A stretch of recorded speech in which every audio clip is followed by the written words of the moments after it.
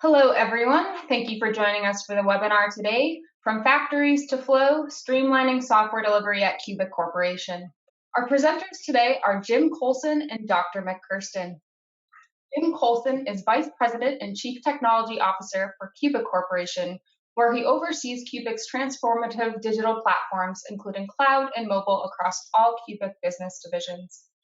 As a key leader shaping the company's transformation platforms and emerging business models, Colson has extensive experience in transformation, Internet of Things, software as a service and cloud, mobile, AI, and machine learning. Colson retired from IBM as an IBM Fellow, Vice President, and Worldwide CTO for the AI and machine learning infused Watson customer engagement portfolio. He began his IBM career as a senior technical staff member where he worked in robotics and automotive telematics, leading to the creation of a new embedded IoT software business for the company. Throughout his tenure, he held roles in increasing leadership responsibilities across mobile, smarter cities, and collaboration systems while driving market-changing ecosystem contributions in intellectual property, open source, and open standards. Dr. Mik Kersten is the best-selling author of Project to Product, How to Survive and Thrive in the Age of Digital Disruption with the Flow Framework. Mik started his career as a research scientist at Xerox PARC, where he built the first aspect-oriented development environment. He then pioneered the integration of development environments with Agile and DevOps tools using his computer science PhD at University of British Columbia. Founding Tasktop out of that research, Mik has written over 1 million lines of open source code that are still in use today and has brought 7 successful open source and commercial products to market. Mik's experiences working with some of the largest digital transformations in the world has led him to identify the critical gap between business leaders and technologists, resulting in his creation of the Flow Framework to connect strategy to delivery. And with that, I will pass the baton to Mik to begin today's webinar. Thank you, Laurel. And it now strikes me, Jim, that probably more than half of that million lines of open source code is written on top of technologies you created. So it was great meeting you back at the Global Safe Summit in San Diego, and I think it's just been fascinating to me. Again, we'd never met, but in terms of the work that you did at IBM, building some of these foundational technologies for how large-scale software, Java software, component models work through things like OSGI, the work I built on an Eclipse and in RCP. It's just been an absolute pleasure to meet you, to get a chance to thank you for your contributions to the industry. Hopefully some parts of the industry will catch up to some of what you created back then at some point. I think we're still behind in some of those models, but it's certainly what you created provided the platforms for innovation that I needed as early on in my career. And it's just been amazing to see where you've evolved your career and where you're putting your contributions next. So if you could just tell us a bit about Cubic and then what brought you to Cubic, that would be great. Sure. Yeah, Cubic is an interesting company. So it's focused in 3 areas: around transportation, around intelligence, surveillance, and reconnaissance, and around training. It's sort of a technology-driven company. It's focuses on the markets that it wants to lead. We don't dabble in places. When we go after something, we lead in that space. It's an integrated solution company focused on providing improvements in situational awareness and understanding, again, across transportation, intelligence, surveillance, and reconnaissance, and training. Trying to improve in transportation, trying to improve urban efficiency, delighting riders, making agencies more effective in serving those riders of varying economic status and geographic location. In the military area, trying to drive safety and mission success for all kinds of missions, both deeply classified and standard missions. We provide training capability, perhaps most notably for people that are watching this webinar. If you're aware of Top Gun, the Top Gun program was created to improve the efficiency of pilots. The equipment was deemed superior. The pilots were deemed to not be trained well.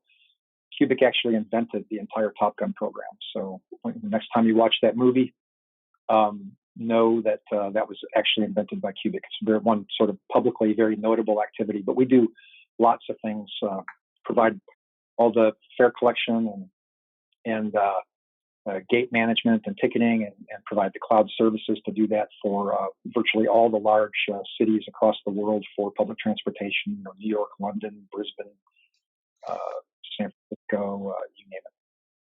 So I'm very proud to be a Cube. I was in both companies that I've worked for have unique names for their employees. That's not true at companies, but I was an IBMer for a number of years. I was proud to be there, but I'm proud to be a Cube, and really enjoy this company. Okay, excellent. And I think I think most of us listening probably have used your company's services, at least through the transportation part, but you've also been adapting to what you're doing and producing masks and ventilators recently. Can you just tell us a bit about that? So when the COVID activity hit, we're focused on safety for those that serve the nation, and so we have things that we do. We're a manufacturing company, and we're a true end-to-end IoT company. We build equipment, we build a variety of things, electromechanical things, very high performance things, and even some things like sewing. We build vests as part of the ground training system, for instance. So we have the capacity to sew. So when the industry needed masks, we actually, from an agility standpoint, we pivoted the company to build to sewing masks for public transportation usage. We also build something called a gator ball. It's a inflatable, ruggedized communications device that can be carried, in a backpack and then dropped and inflated, and so it has a high quality air handling capability. And we were able to very quickly repurpose some of our engineering and manufacturing capacity to build ventilators as needed in the state of Alabama. So very proud of both those things. That's a testament to the kinds of things that we do that are focused on people. Yeah, it's actually been amazing to get a sense for the Cubic culture and this ability to, as you're saying most recently, just pivot, be agile at a business level, and do something so critical for the regions that you serve right now. So I think a lot of people are grateful to Cubic for that. And that gator ball, I got to see it in your offices when I was still traveling. So that thing was just amazing as well. So it's good to see that expertise getting repurposed towards this. And I think the thing that we really want to look at right now, you've had this lifelong and amazingly illustrious career of innovation. Now you're applying that to Cubic and to creating and elevating and further and evolving this digital innovation platform. So I think we know some of the pieces that culture that you've got is critical. And here we're going to focus in on some of the sort of bigger technological pieces. I think one of the things that's amazed me about your career is that you've created these significant technological movements, but they were pretty deep and techie things that actually help transform business ecosystems. So it's just, to me, it's always fascinating when technologies, be they for assembling software systems or for collaboration, let's say, that come from development and writing software, actually make a significant impact on the way that people collaborate. We've seen that now, right? We used to be back on IRC. That's become Slack. That's a pretty big deal right now in terms of what the new normal's turning out to be.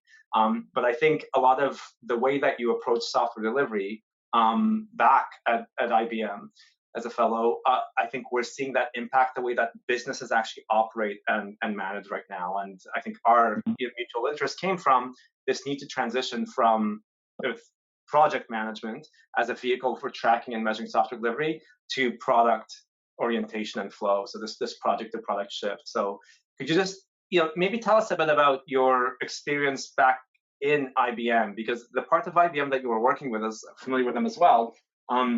They were operating in this full-blown sort of product digital innovation mode, right?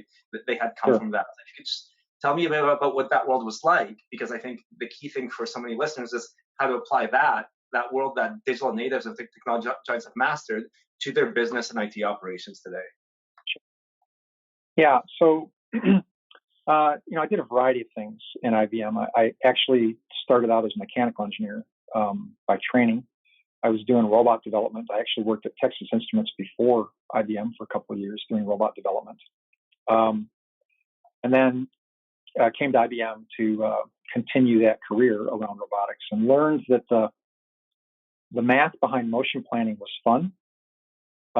Doing computer vision guided manipulation of lightweight assembly.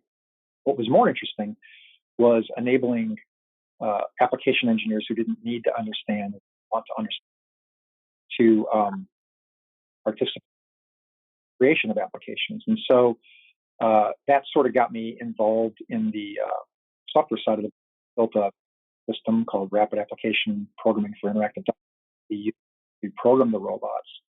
And from there, I really got into the software side of the business, and I built real-time operating systems to build magazines demographically, the hardest thing I ever did in my life. 6 magazines a second on a machine the size of a football field, doing real-time control and sub-millisecond activities. Built a 14-axis robot to do plutonium remediation for Lawrence Livermore National Labs. And those disciplines, those skills took me to helping create a division in IBM at the time called pervasive computing, which we would now call IoT. So Nokia and Motorola, which were the Apple and the Samsung of the day for mobile phones, to help create the smartphone industry. The class libraries that were built in our initiative were used as the base class libraries for Android. And I met with Andy Rubin about a year before Android was announced, and those class libraries became a core part of his strategy going forward. And then from there, I worked in Lotus, as you mentioned, doing collaboration capabilities, and worked on Eclipse and RCP, and that's where we crossed paths technically. Ironically, we know tons of people together, but we've never, I don't think, physically crossed paths that either of us remember anyway. We may have in some meeting somewhere, but neither of us remembered. But we certainly share lots of fond memories about the innovation around the whole component world in Java, and it's widely used now in the industry. And that led to becoming the CTO for IBM's inaugural activity into the SaaS portfolio, where we did a bunch of acquisitions and organic development from $0 to $50 in 5 years of revenue. It was really complicated to do. It gave me a lot of appreciation for the heterogeneity and the discontinuity that can happen between a wide variety of software systems where there's no commonality around engineering, and the need for the integration of tools to provide some consistency of view across those. We didn't have all those things, but we do now together working with you, and we'll talk about those things in a few minutes. But anyway, those experiences summarize my career at IBM, and I did some consulting after I retired, and then I started in Cubic last July, and really got back to my first love of the whole integration of their embedded systems and software, cloud technology. And when I realized Cubic, a place where I could do that, I came out of retirement and blast. And it's a great company and doing great things for people. Okay, excellent. And yeah, I think it is amazing to think that all of our collaboration was through technology. I think I must have at one point worked directly through all of your staff, but never having met most of them, and only knowing you by name. But that, I think that actually the level of productivity that we were seeing in that ecosystem of collaboration formed around Eclipse, it still inspires me to this day. And the way that we surround it with connecting these different solutions, tools, connecting a commercial ecosystem to an open source ecosystem, and making sure that communication and planning flowed, has absolutely been an inspiration for me in terms of what we're trying to do with Cubic, with other organizations and their other customers. So, and I think what's interesting to me about Cubic as well, for me the complexity is interesting, right? When you've got many systems, when you've got IoT, you've got a mix now of SaaS and cloud native and IoT, and these this really impressive base of software and legacy and everything else that you're all moving forward at once. So can you just speak to us a little bit about how you approach that evolution? Because in a sense, it's almost like, and this is what often happens with tech companies, there tends to be a simpler platform to build off, right? A cleaner platform. You have the opportunity to create your own tooling at Rational, and some of it was organic, some of it was acquired, but it was this portfolio. I think what everyone working with large scale IT out there today and trying to drive this critical need for innovation as they lean even more into digital right now is looking at is these extremely complex and heterogeneous tool chains, where getting that same level of visibility that you experienced in a tech company or a digital native company. I guess IBM did start making typewriters and things earlier on, but so it was always a mix.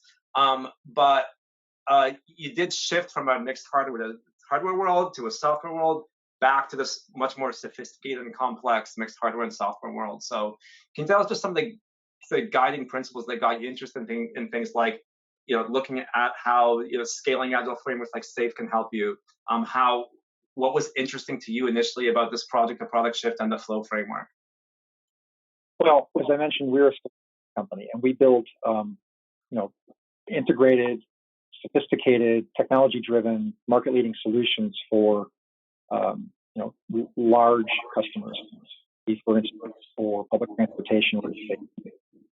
And in so doing, have a long life. Their life cycle is quite different than the life cycle. These have to be, technologies evolve over time, but it's all something that has to last a long time. So that's a complication. The other complication is that it's a hardware software world. Sort of inherently built waterfall. Other things pursuing agile, but maybe not. Yet other things actually are being built agile, and blending those together into a homogeneous way to report success and to efficiently drive their integration is challenging. We looked at we have not everything is being done agile, but we're increasingly driving that. That's part of the reason that I joined Cubic, was to drive that transfer. And in doing that, we see the SAFe framework as a great way. It's well documented. It's got lots of ecosystem, and it's a great galvanizing focus for driving agile, which have, they're like tribes. We have agile activities, but maybe agile A is not the same as B. So getting some alignment of those things, using SAFe as our North Star,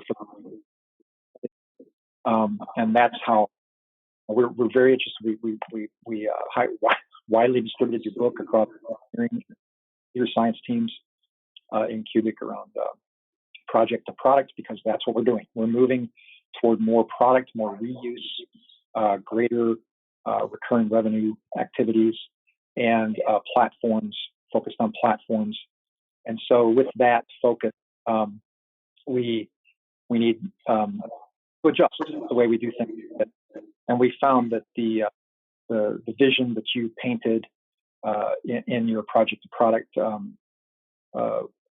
book, and the corresponding instantiation through things like Tasktop Viz are right on the money for the kinds of things that we think will help us with that transformation. So we, as you know, and we've started down the road with the relationship with you guys. We early results seem some hopeful, but results, we'll talk about those in Tasktop Viz, tied together with our movement towards SAFe and aligning more of our software development where we can toward agility, and blending it together with the complexities of hardware development, which aren't exactly the same from an agile standpoint.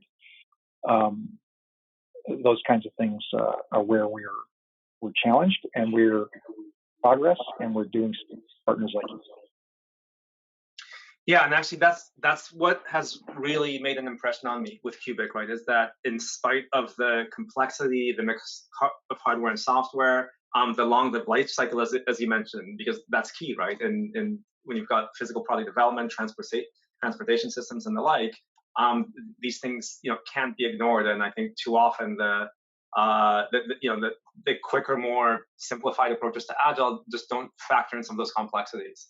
So for me, the really big thing about your approach, and I think that's really impressed me, I think that puts you ahead on many other organizations trying to do the same thing, which is with that context, trying to shift to agility, both for their teams, but really at an organization level, is the way that you've approached it. And obviously the part that's so key to me is making it measurable, right? Making sure that as you make these steps, as you make these adjustments, you're constantly measuring and then adapting to the data that you see, so that the transformation itself and the adoption of Agile methodologies is data-driven, not just opinion-driven. So the sort of buy-in from Cubic, and I guess this does speak to the culture that you mentioned of doing things with facts, with data, measuring and aligning and experimenting as you go, I think has been key, both as I've seen in terms of your leadership, and then how your teams have gone to some of the results that we'll be able to showcase today. So, and I think this, I think again this combination, it's another one of these good examples of this combination of using that taxonomy and SAFe to have people stop, worrying about creating their own ceremonies or frameworks and so on. Pairing it with a measurement methodology and tool with the flow metrics and Tasktop Viz that gets the organizations focused on value delivery, right? Be that your traditional business or a fast pivot to some of the things that you're leading into now. So, Jim, anything else before we go into sharing some of the stories that we've uncovered, some of the data that we learned? And it's just fantastic that you're sharing this with some of your learnings with the community. I think it'll be very valuable for people to hear. Anything else you want to share about your approach to this, your approach to with this kind of context, where basically almost all large organizations, they like to think that they've got business agility end-to-end. They don't. There's water scrum fall, whether that upfront waterfall is coming from long hardware life cycles, or it's coming from long business planning cycles or long budgeting cycles. Basically, everyone is working out of this context to try to be move at the speed of a tech company or a tech giant. I think you're succeeding in doing this at Cubic. Anything else before we dive in that you think has helped you take this and the organization take this more data-driven, measured approach, even though you've got all you've got this complexity? Well, I think the visibility at all levels of the organization is important. We've got a broad range of skills and backgrounds in the company, and flow metrics is a unifying sort of a view that transcends any particular skill. You don't have to be a computer scientist to understand them, features and defects and defects, and so. Risk. And I think that the exhaustive framework that you've established for describing the kinds of things that are being done and being able to talk about the velocity of those, having a higher level sort of a business view into that activity makes it more approachable for a lot of people to understand how the business is working and what's really happening in a real way. And so that's the value proposition that we see, because we are a real-time business. We deliver at a high velocity and want to be faster and want to be more nimble. And we see the ability to look at flow metrics. Yeah, that's excellent. I guess that reminds me of the other thing I noticed in terms of your approach and Cubic's approach is that, and perhaps it's from the manufacturing and lean manufacturing roots, right, is that there's this organizational prioritization and understanding of the power of visibility, right? Visibility that empowers teams, visibility that's meaningful, that's accurate, that's real time. And I think for a lot of organizations, it's interesting. The ones that have come from manufacturing background, the amount of visibility that you get through your supply chain, through your lines, and so on, it's getting that for IT, for software, is such a key part of the mission. So I think it's been a great journey in being able to apply the flow framework, whose goal really is just that in the end, and Tasktop Viz, to getting that to you. And I think the buy-in sort of across the range of the organization into that meaningful visibility and that data-driven improvement is what's been amazing about working with Cubic. So good. All right, so why don't we go ahead and go through a bit of what we've learned, and then I think we can touch on some of the more interesting lessons on the journey as well. But I'll go ahead and share my screen again, and let's go into some of these flow stories. So this is data from Cubic that's been driving this rapid pace of agility and improvement. So Jim, the first one is from the transportation portion of your business, and it's been a privilege to sit in on some of these meetings where we're learning these things with your teams. And one of these really interesting things that we saw, it's always interesting when in the flow metrics, in this case, we're looking at flow velocity. So this is looking at how much work is being done. We saw this pretty fascinating spike as ServiceNow was connected. And all of a sudden these incidents come. And I'll just quickly relate because I've actually seen this at other organizations. And what happens is that what's happened is the application performance monitoring tool and basically the API load that's surfacing and the API evolution needs that's surfacing is actually showing up here. So this is, I think, sort of a great pattern. I think what I was impressed with this was how quickly it got here. Right, so many organizations are still bringing in flow metrics for just their dev tools, but as soon as the ops side comes in, right, as soon as the work that's being generated by the APM tool for a different organization might be security incidents being generated and so on through scans and such. As soon as that's made visible, it has been amazing for me to see how much of a driver this is at getting that principle of DevOps, the dev and the ops teams working together, at basically evolving and scaling, in this case, a really key API. So can you give us just a little bit of business context on this part of your portfolio and just tell us a bit about what's happening here? So the spike you're seeing is when we connected tools into Viz, not necessarily when we deployed ServiceNow. ServiceNow was previously deployed, but we started to get more understanding of what was going on. I think, this, I'll go back a little bit to the SaaS portfolio in IBM and talk about transformation that had to happen there, needing to happen in Cubic, and we're doing it in Cubic as well. And that is that people have skills in software, develop software, and they in the case of transactional goods-based software, they sell it to somebody, and somebody else operates. The development focused on features of feature velocity, but it's not. With the introduction of DevOps, the first thing that happened was that the development team all thought that DevOps meant they could just deliver faster. They had no concern whatsoever or the ability to actually operate it by the operations team. And so the operations team was getting overloaded with confusion, actually, as we were driving enough to actually now having ourselves. The team was not at the top. So development was still throwing things over the back pipeline, but the operation wasn't really sitting at the table and couldn't really manage the velocity and manage the flow. And a very subtle thing that in the SaaS portfolio was I one day I went in and I said, we're no longer going to talk about DevOps. And I said, what do you mean? And I said, we're going to talk about Ops Dev. And I said, what does that mean? And I said, operations is sitting at the head of the table. They actually control what's going on in terms of our ability to deploy. And when I did that, the development team, kind of was shook and I ran things that way. I said, look, development want to do something. You have to find me somebody in operations who's going to agree that that's going to improve our overall delivery. And the culture ultimately changed. The thing that I see here in this example is our development and operations team in this particular offering that's being mounted here is more integrated, much more integrated, but still has some disconnects, a few disconnects that we've exposed, frankly, through the integration with Tasktop and Viz, and we're smoothing out a little bit of rough edges. Not bad, certainly a lot better than it was in IBM actually, and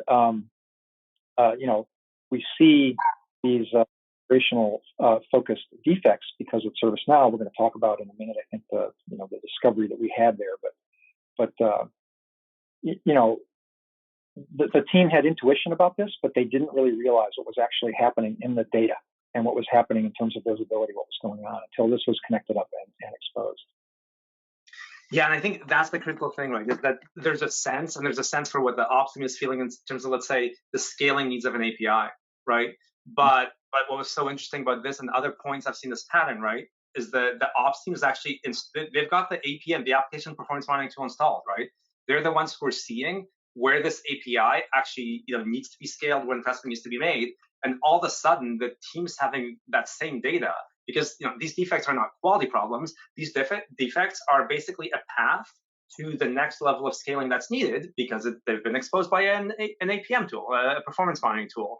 So this kind of the ability for these kinds of conclusions and basically removing any collaboration barriers and having the same teams on the same page.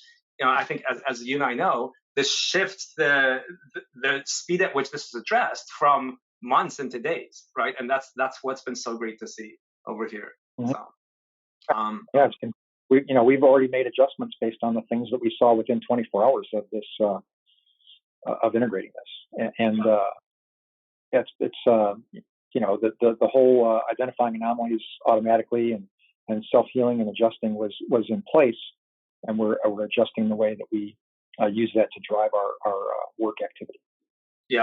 Yeah, and it's the fascinating thing about this is that the teams on both sides kind of get it, right? When the team building the API, they have a sense, okay, well, as API calls scale, we're going to have to put a bit more effort here, reduce a bit of tech debt here, and invest a bit over here. The ops team is interesting that you hadn't think ops dev, because I think that's a key thing I know for many development teams to shift in their mindset. But I think the fascinating thing is this makes that ops dev data very clear. Now, we need to do this now because, of course, on the dev teams, they want to add the next set of functionality. Everyone's trying to do the right thing.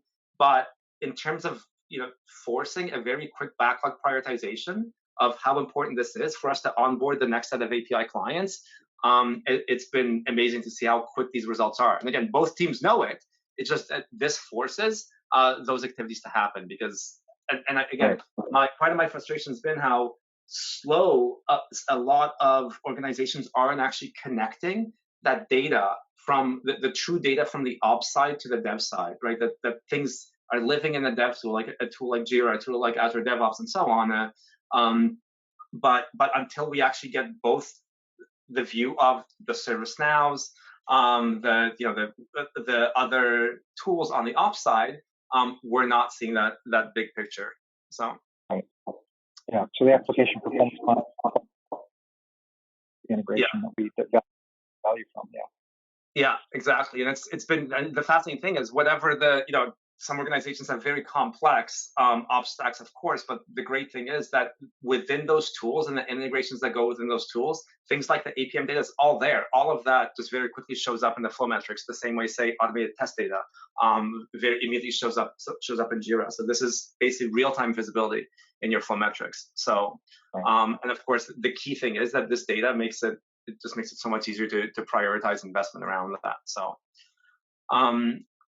okay, and that's exactly what we saw. We saw, very quick results, and from what I'm used to seeing in large organizations, something that took weeks or months to unwind and improve on, taking just days at Cubic. So, all right. Here's another one. Once again, in the transformation part of your portfolio, and I have to say that across the flow metrics I've been looking at across our customer base, surfacing work in progress, which we measure as flow load, it's just everywhere. Basically, everyone wants to move faster. That means that the requests coming into the backlogs exceed the capacity. Of course, our mutual goal is always to increase that capacity, right? To increase flow velocity, to reduce time to market through flow time, but actually making that work in progress visible and showing how overloading actually gets you less out at the end is critical. If we all buy into the theory of constraints, so which I think most of us do. So, can you tell us just a little bit about what you saw here? So, I mean, here, the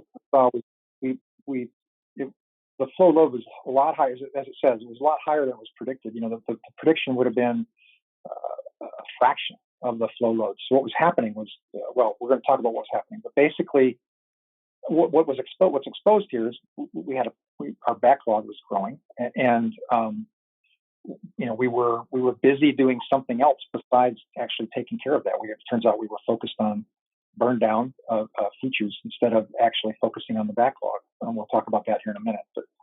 But yeah, this is a great visualization of the dynamics of how to manage the balance between your backlog and so forth. Yeah, exactly, and that is exactly the goal of these flow metrics in Viz, right? Is that you see when the flow load goes too high, we're actually getting less done. There's more thrashing and so on. So that both sides, the business and the technology side, can be aligned to optimizing throughput. So I think what we saw here is is taking 2 months of work to complete, and the key thing is it's not that people aren't working hard enough, is that there's probably some bottleneck, right? Because we all start with a hypothesis, it should be able to move faster. Go faster is not as a magical solution to that. As we know, there tends to be something more fundamental getting in the way of the teams. And so I think the key thing is to make this visible so that we can then help the teams find that and to surface that flow load and actually, to get after the bottleneck. So I think the really neat thing is we were able to get to that very easily. And these bottlenecks, it's, in my experience, it's whack-a-mole, right? One moment it's here, another moment it's there, but making those actual bottlenecks visible. For example, work getting stalled and ready for test, or user stories getting stalled in not ready or in review, allows, of course, efforts of the team to be placed and unblocking those places, rather than chasing the next thing and getting even further behind in the backlog. So I think, again, I've been very impressed in how quickly your teams have adapted to seeing this systematically, and then using that to just even more quickly accelerate their velocity. So, all right, I think we've got one more here. So, and you did mention that point, right? Which is that if the team's view is only burn, and this is what your mobile product lead is saying here, if the team's view is only the burn up and burn down charts, they don't see those cross value stream issues. Because of course, you and I realize from all our work on dealing with dependencies and making for looser coupling, the dependencies so often are between the different product value streams. So exposing those, the teams kind of get a sense for it. But again, they need to work in the burn up and burn down charts to see how they're tracking. We need a systemic view on what's blocking them, so we can invest there and get some backend service they're missing, some access to data. That's exists awfully good at lead and Scrum Master. Hey, it's this sort of, but you need to do it in a way that allows others to see it and expose it and be able to compare and contrast it across projects and understand where the priorities are. And that's why we need data and visualization, not just intuition around how to adjust these things. Yeah, exactly. I think the intuition of the team, I think the teams tend to have great intuition, but if it's the same thing getting in their way, they keep saying it's the data that can really help unblock it, especially when it's these bigger systemic things. And, the ones I'm seeing elsewhere it tends to be more need to focus on the more foundational pieces, right? Is where the teams are overloaded with pure features and need actually a bit more investment in, say, APIs, architectures, some shared service. So the fascinating thing, I think, for you is you've already got a very fast-moving value stream here, right? This is multi-tenant, this is SaaS, this has got IoT. So basically finding a bottleneck in that means that you can, unblocking it, means that everything is flowing that much faster into a SaaS environment. So now this one I think is particularly interesting in terms of the flow diagnostics that we found and especially timely. Like everyone else, you've been dealing with a workforce that's been affected by the pandemic. I think this is where the great cultures like Cubics make a huge difference. But in the end, understanding at a more systemic level, how are things going? Where can we help? What has been the hit on productivity? I think it's a critical view in addition to the people view. I know, as a leader myself, it's been that key thing, understanding how we're doing from a culture and people and happiness perspective, and understanding how we're doing from an overall effectiveness and how we're being affected by this. For us, the core values, growth, happiness and productivity, and we need that full picture of how things are being affected is key.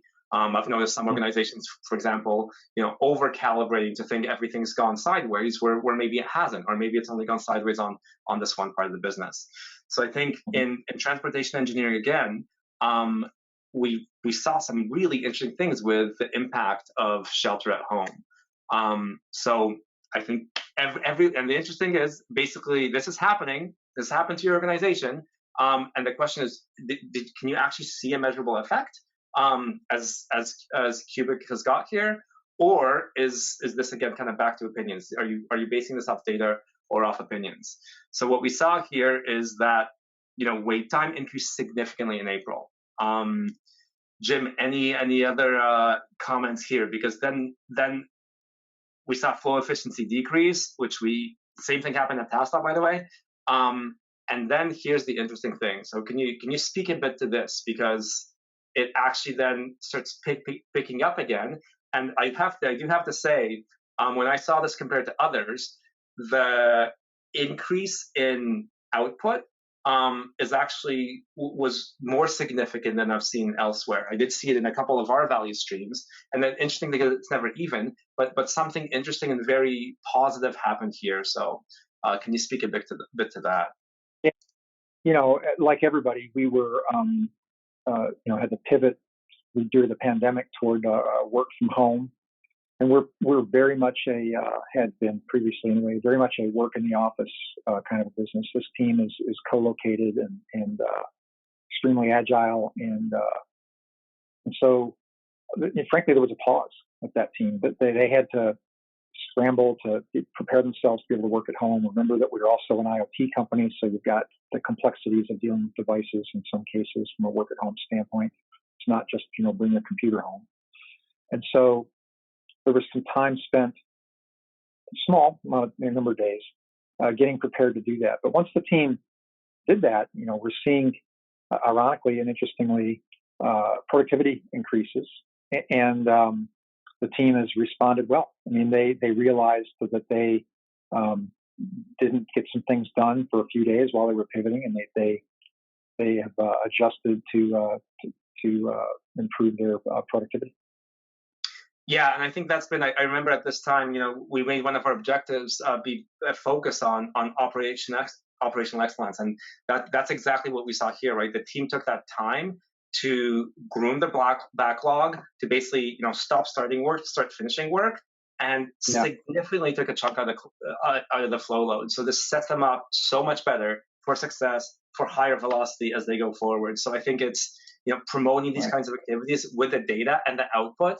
I think is such a great thing to do at this time, because in the end, our teams, they want to produce, right? They want to they want to be building great software that's being adopted and that's making an impact on our customers and on the ecosystem and the economy. So actually, this has been my favorite of the stories, is actually being able to show and celebrate this as a great path forward to how to deal with these kinds of problems that the teams dealt with, and a focus on what's the best thing that they can do to help themselves, their colleagues, and their company get through this. So this was just definitely a beautiful example.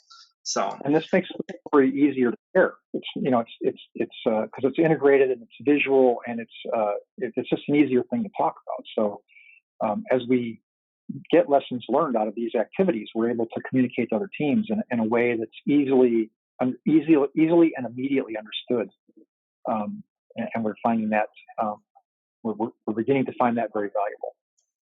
Yeah, I'm glad you mentioned that, because I've been noticing that that's one of the most important things about these flow metrics. Whereas business results are always lagging, right? Whether how many whatever your business is, whether you've got maybe you've got a very fast feedback loop where you see you're in the kind of digital business where you see active users show up almost immediately. But for many traditional businesses, it can take weeks to find out what the effect is. I think the great thing in terms of the feedback here is that for our teams, for your teams, it's almost immediate, right? They're seeing, okay, the effect that we had on our backlog, it's reduced, our efficiency is going up.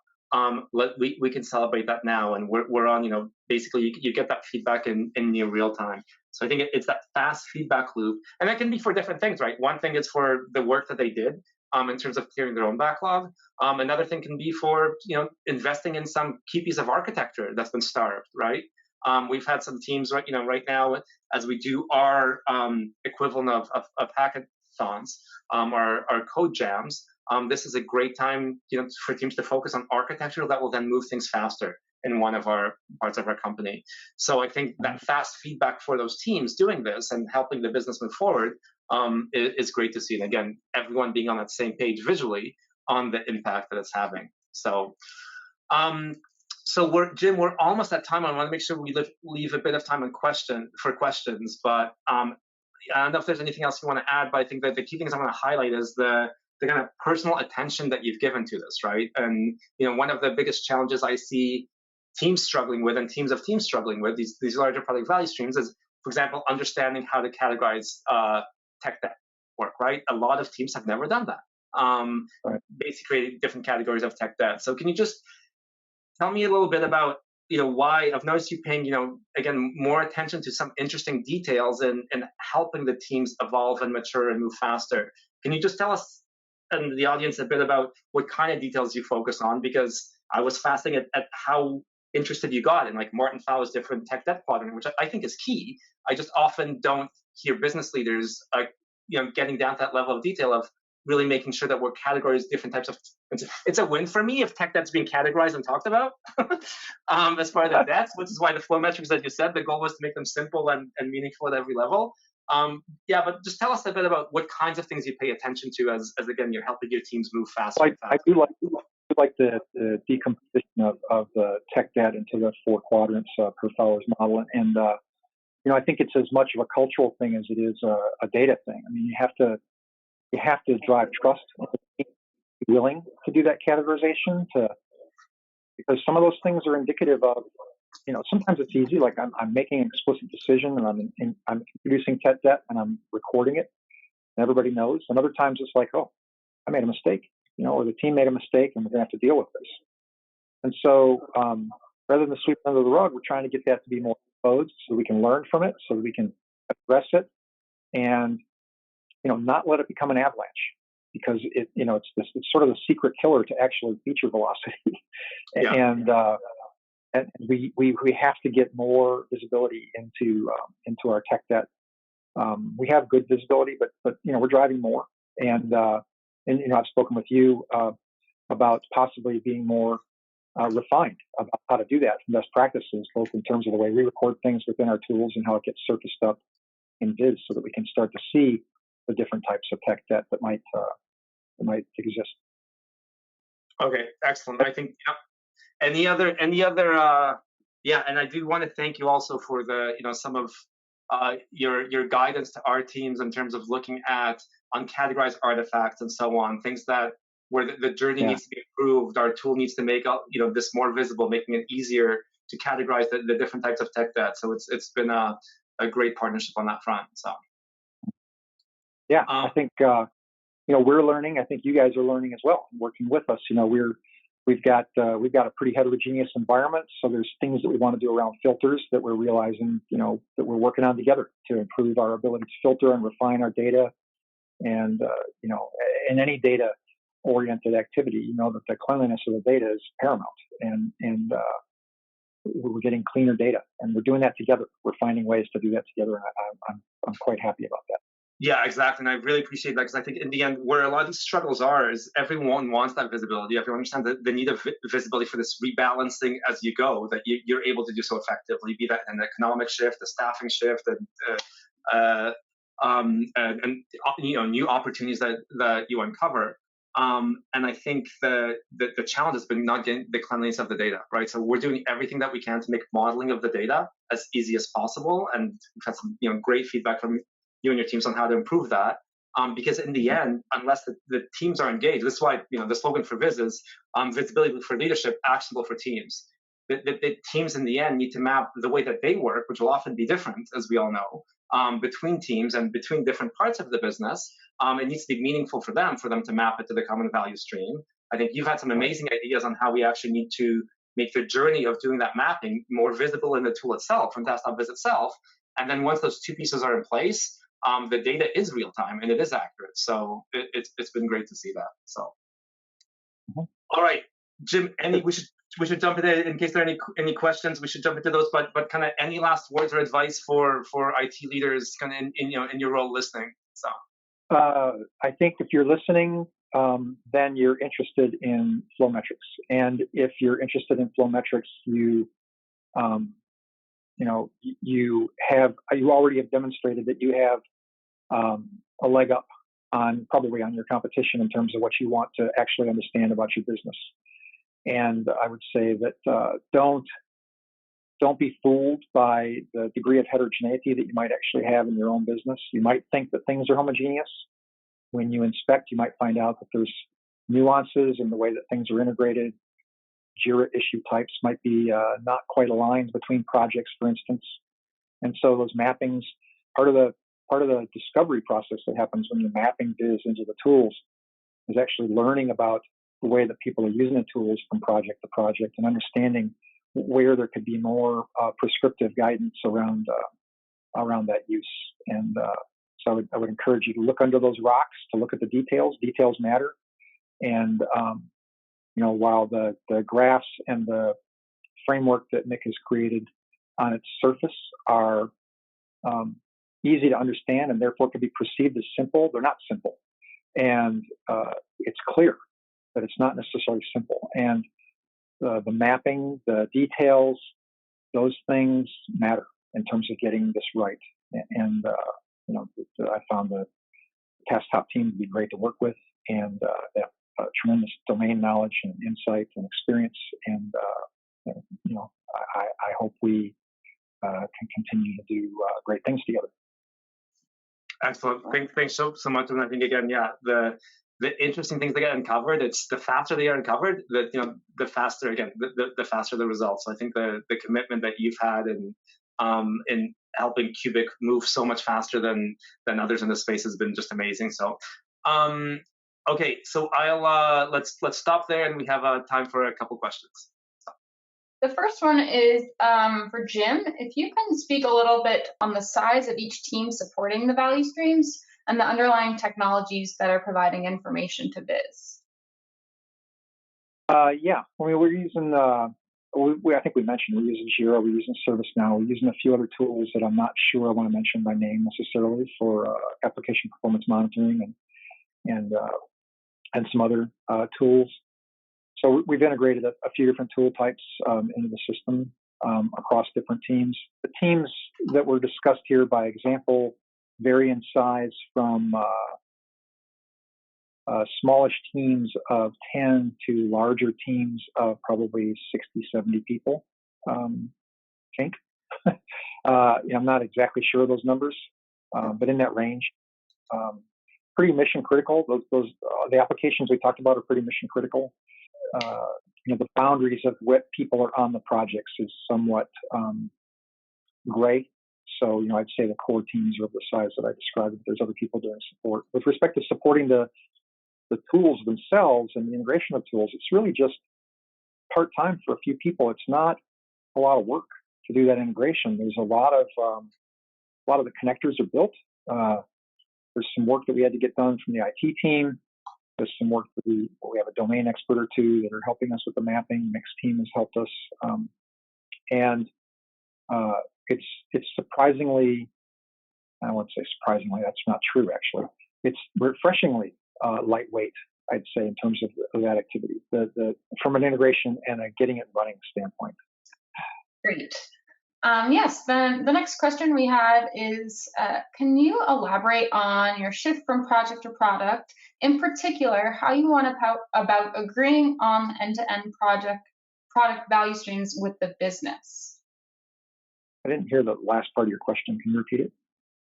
In particular, how you went about agreeing on the end-to-end product value streams with the business. Jim, if you can answer this, I get this question more than anything. If there's a concise answer you can give to this, I'll be very impressed. So. Benevolent dictatorship comes to mind, I guess, a little. I think that's the best answer. I mean, we're still, it's early. We're still working through these things. We have hypotheses about where we think the best application of this is, both from a expediency of ability to get results and the ability to have impact based on those results. And it's not a big committee decision right now. You know, we're in the process of proving out the value of this to the business, and probably in a way makes it easier than, you know, but the proof is in the pudding. So we're the case studies that you saw, the examples that you saw, you know, we're working on getting a few more of those. They will drive demand as opposed to push. You know, I don't really believe in pushing these things down from the top. I prefer to align people, self-align, let people self-align to a vision. You know, I as an example, I built IBM's first digital platform for SaaS and told this story publicly. 175 people participated, and I had no budget. I just had the team for how it was going to happen, and I found people that had things that I thought could be integrated together to make it happen, and people lined up and they made it happen. And then the senior executives started to realize what was going on, and they asked, they said, how are you doing that? I said, I don't know, people are just doing it. And I think, you know, that's what I want to happen here. I want those teams that you saw, the mobile team, the other teams, to start demanding that they have this visibility and this capability. And grassroots adoption is the most durable, the most provable benefit that you can have. And so that's the way that I'm trying to make this happen at Cubic. Yeah, and I'll just reflect on that quickly, because I have to say I have seen it happen more quickly and efficiently at Cubic than almost anywhere else. And I think it's that combination, right? Which is because organizations get really hung up on how vertical versus horizontal versus capability oriented versus business value stream operated versus operational value stream oriented. The product should be, the digital product should be. So I can just say it's exactly what you said.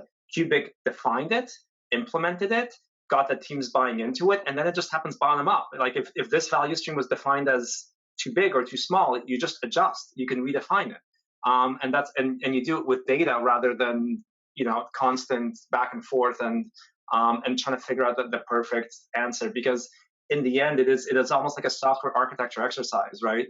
Making the one enterprise architecture that's perfect for the next 10 years is not really a viable goal, but defining something in, I think, even a benevolent dictator way, implementing it, then letting the teams iterate on that, it's just so much faster with, you know, with data than with getting perfect consensus. Because the whole point of the approach is it's not that hard to change, right? It's not that hard to sometimes even move teams between different product value streams if you're seeing that becomes a bottleneck. So I think Cubic's approach to that has been absolutely exemplary, and I think it's great that you summarized that, Jim. So thank you.